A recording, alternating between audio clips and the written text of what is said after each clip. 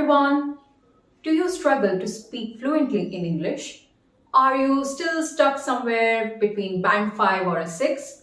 Well, no more. This is your IELTS expert Sakshi, and today I have come up with a very important lesson targeting at your speaking skills in IELTS Speaking Test. In this video, I'm going to explain you in brief the speaking test format. Next, we will see how to boost your score. The secret lies in understanding the marking criteria. We'll get there. Next, I have got 6 golden tips for you which you don't want to miss out. And make sure that you watch this video till the very end, as I have got a bonus strategy which will definitely help you to take you from band 5 or a 6 to band 8 or a 9. So what are you waiting for? Let's dive in.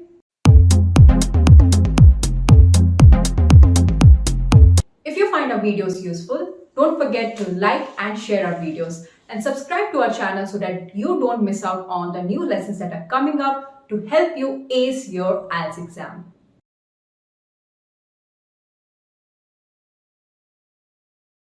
Let's first understand the speaking test format. The speaking test is divided into 3 parts. Number 1, introduction and interview. This is quite an easy round. The examiner wants to open you up. So here, you are asked a series of questions on basic familiar topics. Let's say, do you work or do you study? Where's your hometown? Or maybe something about your friends, family, gifts, gadgets. It could be anything. It lasts for 4 to 5 minutes. After this, you have got part 2, which is the challenging cue cards round. Here, you get a topic card. You got 1 minute to prepare and you have to speak for 2 minutes. After this, you have part 3. Now, the same topic will continue, but the nature of questions change. They will be analytical and you're supposed to give your opinion very well along with proper explanation, and a few examples will definitely add some magic to it.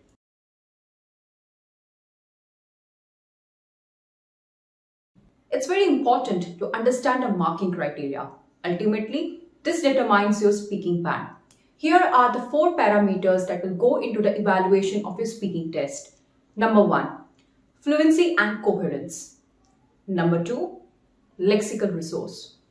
Number 3, grammatical range and accuracy. And at the end, your pronunciation. So let's understand the nitty-gritties of these criteria, because this will help you to unlock the secret of boosting your score. Let's get started. Starting with fluency and coherence. Number 1, pay attention to the length of the answer. If you want to sound fluent, give full answers. Answer in as much detail as you can. Now, don't be tempted to give one word or one line answer, especially in a yes or no question in speaking part 1. Now, let's say the examiner asks you, do you like reading? And if you say, yes.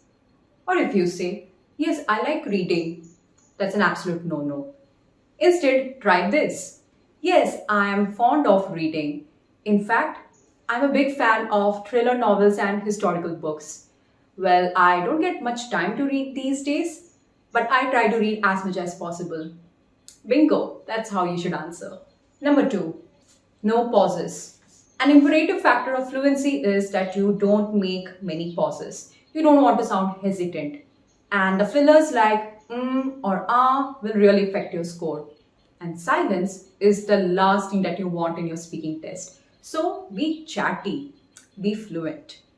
Number 3, don't go off topic.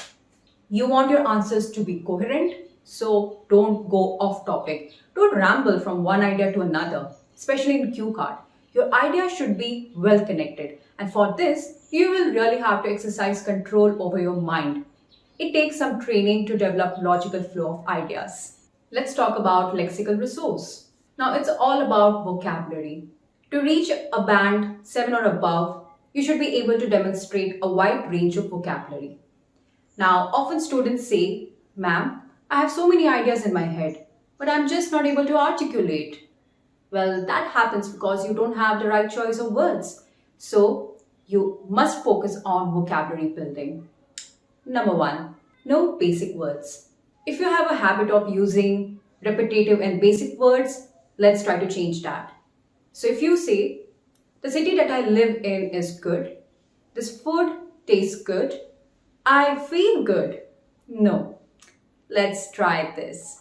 The city that I live in is magnificent. This food tastes delicious. Coming to feelings, well, there are plenty of words. I feel excited, thrilled, ecstatic, joyful, overjoyed, etc. My golden tip for you would be master how to express feelings and you're pretty sorted. Number 2, no repetition of words. Try to avoid the words that the examiner uses. Now let's talk about cue card. So if the question is, tell me about the city where you would like to live in. Now if you simply start your answer by saying, well, I'm going to talk about the city I would like to live in. No. Instead, you could say, well, I'm going to talk about this stunning destination in the northeastern part of India where I would like to visit someday. That's how you do it. For more strategies on speaking part 2, make sure that you check our previous videos where you can master how to speak on a cue card in 1 minute. Number 3, use idioms correctly. Native speakers often use idiomatic language. You do use it in your mother tongue, but it could be good if you can try this in English also. But very important that you don't overuse them or sound forced. It should come naturally. So if the examiner asks you something about your hometown and you say, well, I am always over the moon whenever I visit my hometown. It often rains cats and dogs there. I visit once in a year and I always have a whale of a time. No, that's not how you should use. Good score. Use the idioms correctly in a proper context and definitely it will help you to boost your score. If you want more tips and tricks on speaking part 1, make sure that you check our previous video where I have explained the strategy in detail. Grammatical range and accuracy. Apart from fluency, it is also important that you structure your language well, and for that, grammatical accuracy is important. I know grammar is often dreaded by students, but it's important to revisit those lessons that we did back in our schools. Number 1, no short and simple sentences. It is important that you use a mix of sentence structures. Avoid short and simple sentences and try compound and complex sentences. If the examiner asks you, do you like sports? And you answer something like, I like sports, I like cricket, I like playing badminton, I feel fresh and energetic playing them. No, you should try this. I have keen interest in playing some sports like cricket and badminton. I love playing them as well as watching live matches. I play almost every day because it helps me to ease out the stress and feel relaxed. Number 2, master your tenses. You want to demonstrate grammatical range? For that, you should master your tenses. Past, present and future. You should smoothly navigate between them. Number 3, no grammar errors. Making grammatical mistakes will affect your score. So if you are someone who needs to brush upon some grammatical concepts, it's time that you do it right now. Next, pronunciation. This particular criteria is often neglected by students, but it's important that you speak clearly and pronounce the words correctly. You should pay attention to the words that you pronounce. If there are certain words that you are unable to pronounce correctly, make sure that you take time, learn the correct pronunciation and keep repeating them. That's how you can master pronunciation. Pay attention to the sounds of English. Number 2, don't worry about accent. Many students often confuse pronunciation with accent.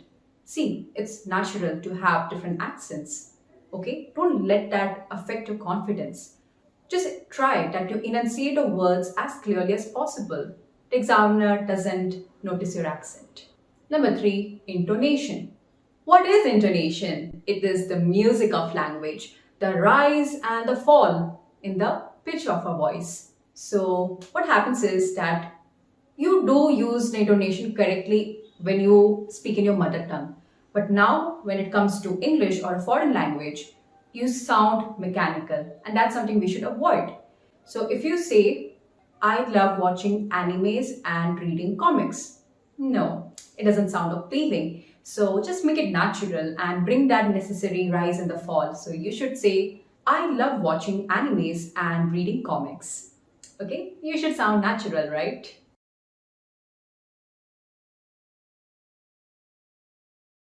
Now it's time for me to share my 6 golden tips with you. Number 1, don't use slangs. If you have a habit of using words like things, stuffs, lit, sick, damn in your day-to-day conversation, avoid them during your speaking test. Number 2, there's no right or wrong answer. Remember, IELTS is a language proficiency test. Your ideas, your opinion are not being judged. So pay attention to your language skills. Number 3, explain foreign words.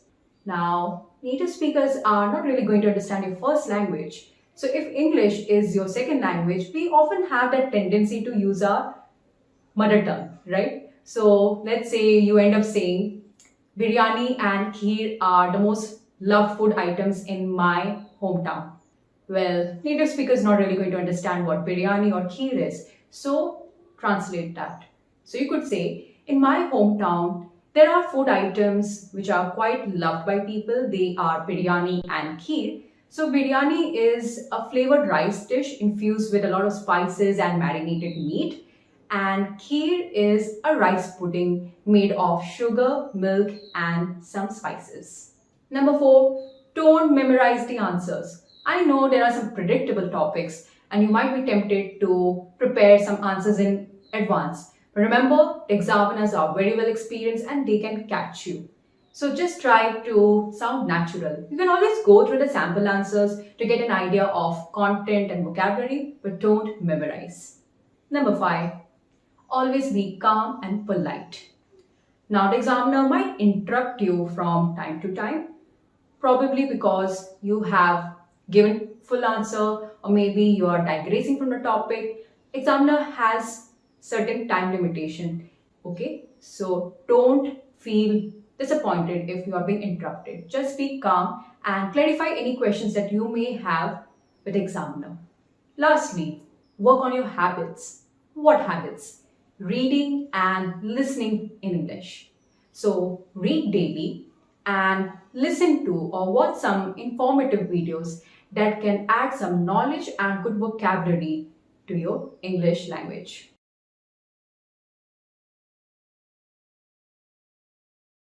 Great job if you have come to this part of the video. Well, I'm going to share a bonus strategy which is a proven method to increase our fluency and surely will help you to increase your band from band 5 or a 6 to band 8 or a 9. Why not? So I want you to become a reflective learner. I want to share 3 R's with you. What are they? They are record, reflect, and repeat. So it's a good idea to record yourself speaking. Then you should reflect on your speaking. Just pay attention to the criteria that I have explained and see whether you are delivering on those parameters. And just pay attention to the feedback that the trainer gives you or whatever you feel is necessary to improve my answer. And repeat. So record, reflect, and repeat. So we have come to the end now. And great job on following all these tips. If you follow these strategies diligently, trust me, you're one step away from achieving your desired band. Now the ball is in your court. Make sure that you practice and implement these tips while reflecting on your way of learning. Let me know in the comment section which tips you found useful. Do you have any tips to share with me? And I have one assignment for you. So I want to ask you one question. Do you like movies? Let me know how you would answer if this question comes in your speaking part 1. I will make sure to give you feedback on the same. If you find our videos useful, don't forget to like and share our videos and subscribe to our channel as we have many more interesting lessons coming up. This is your IELTS expert Sakshi signing off. I'll come up with another lesson very soon. Till then, practice hard, and take care. Bye-bye.